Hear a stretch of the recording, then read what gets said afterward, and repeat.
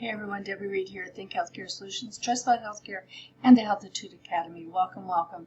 I encourage you to subscribe and like us, and stay tuned for more healthcare in the news that you don't hear about. This is Ask a Frustrated Nurse. This is episode 21. I kind of messed up and did 22 ahead of this, but this kind of goes in tandem. I'm going to follow up on COVID. So a couple of great things here. The first one that I want to pay my respects to the infamous Florida Governor Ron DeSantis. He signed into legislation a law on April 6th that bars any healthcare facility in the state from restricting in-person visitation to patients. Please keep that in mind, all you Floridians. If they tried to keep you out, know that there is a law, and I think he means it. It brought tears to my eyes that he continues to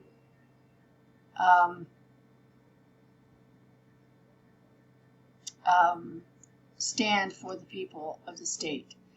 And of course, the left will argue that, he's, that's not safe. That's, people get sick and all that good stuff. It is entitled the No Patient Left Alone Act. It applies to hospitals, hospices, nursing homes, assisted living facilities, and intermediate care facilities for the developmentally disabled. The law states that facility visitation policies may not be more stringent than those established for the provider's staff and may not require visitors to submit proof of any vaccine or immunization. It also specifies that healthcare facilities must allow consensual physical contact between patients and visitors. That's kind of, I applaud the, we're humans and we need that contact. Under the law, patients can also designate a visitor as an essential caregiver whom providers must allow in-person visitation for at least 2 hours daily in addition to any other visitation authorized by the provider. Throughout the pandemic, the federal government has waived protections for families to visit their loved ones in hospitals and long-term facilities. That is unacceptable, according to DeSantis. Here in Florida, we recognize that family and human connection is one of the most important aspects of physical, mental, and emotional well-being, and we are ensuring Floridians are never again denied the right to see their relatives and friends while in hospitals or nursing homes. I applaud him once again for his unwavering support. Which the other thing that just came out 2 hours ago. January. Well, yeah, and it brings up the fact that he stands against the whole CMS guidelines. The other thing that comes to light here is also just a few minutes ago. Yesterday, I reported that 28 states and the hospitalization increases actually stating 5 now. As opposed to the 4.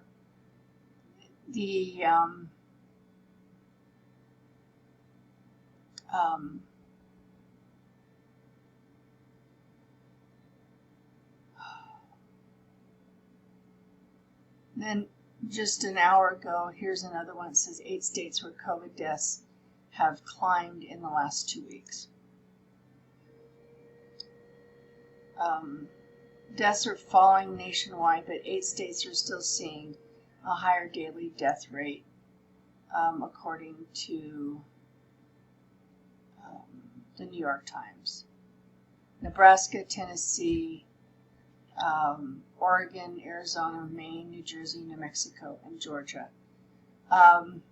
Again, not to make light of death. Again, what are the indicators? What are they constituting? what are these actual numbers representing?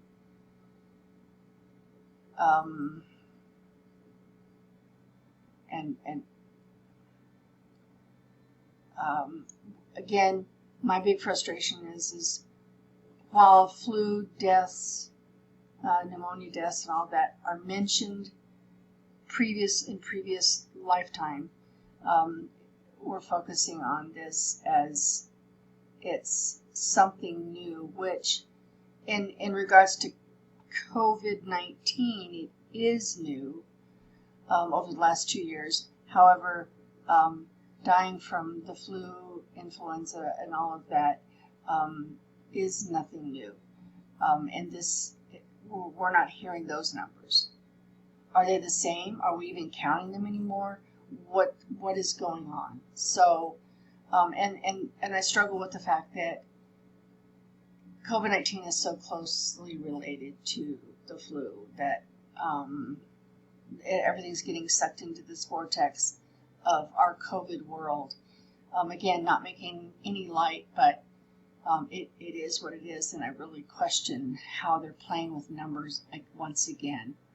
Do they think that we're putting our hair down and, kind of, yeah, I don't, I'm not getting warm and fuzzy over that things are becoming, better. Congress, yesterday, they went on recess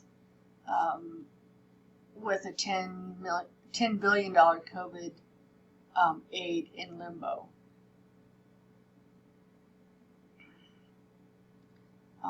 And a lot of that hinges on the border and that fight. So that continuous saga will carry on. And it frustrates me because I read somewhere where there's leftover money still. So I personally think we've spent enough on COVID. I really resent the fact that we're spending dollars on the wrong treatments, and it's making this crisis drag on.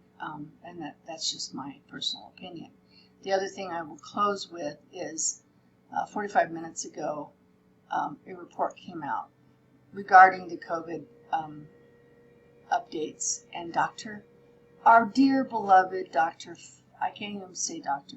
Fauci, will likely rise nationwide over the next few weeks, but hospitalizations may not follow suit, according to Fauci, the highest paid man on the planet. Well, not on the planet. COVID cases have fallen 3% in the last 14 days, according to the data. However, cases increases in the 28 that we mentioned, and hospitalizations are up in five states. Though Dr. Fauci said the number of people with immunity from past infections or vaccination could prevent U.S. hospitalizations from surging. Did I see that? They wrote in writing past infections. A little bit of herd immunity. Did I see that in print? I would not be surprised if we see an uptick in cases, but the one thing I hope and believe there is a reason that this will not happen is that we won't get a very large increase proportionally of hospitalizations because of the background immunity. Dr. Fauci said it is difficult to predict whether the expected uptick in cases could become a larger surge, but he also said that it's likely the U.S. will see another increase in cases this fall as the colder weather brings people indoors. Again, that's, we have the flu that comes in the fall. I digress. The CDC is reporting COVID infections reflections of April 8th, detailing 10 patients, either partially vaccinated or unvaccinated, who had confirmed Omicron infections within 90 days of a previous Delta infection. The shortest gap between infection was 23 days and involved an unvaccinated child. Again, where do they get these numbers? Where do they come up with that? Why only 10? That really kind of, it's like, ooh, let's pick out the best 10 for all that, for the situation at hand that they're claiming vaccine, partially not vaccinated, and they got it. That's a very isolated number, and for the big picture, I don't think it's a really good representation, but it's in print and gets the message out regardless. The other thing that is in here is a COVID-19 vaccination campaign has prevented about 2.2 million deaths, 17 million hospitalizations, and 66 million infections since December 12th of 2020, according to an April 8th report of the Commonwealth Fund. The estimated healthcare cost savings associated with these outcomes is $899.4 billion. This report coming from this organization, again, another padded, in my estimation, little old me, just a nurse, looking at this and knowing where this fund is, how it's funded and where it comes from. This fund was started in 1918 by a philanthropist,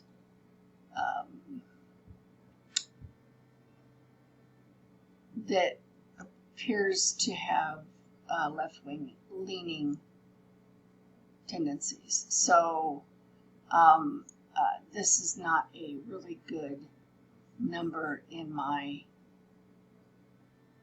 humble opinion, and not a good report, but it's a good number. It's a good report to show, look what we've done, and we need to keep moving forward with our agenda. So on that note, I'm going to wish everyone a happy Friday and a happy weekend. Please enjoy your weekend as we move into for many of us, the Easter break. May you please find peace. Would you stay safe, stay healthy, stay away from vaccines that aren't vaccines, and tests that can get us another number of, oh look, you have COVID again. So on that note, chin up and hang in there, and let's continue to stand our ground. Please like and subscribe, and stay in tune with things that you wouldn't otherwise know in the world of health.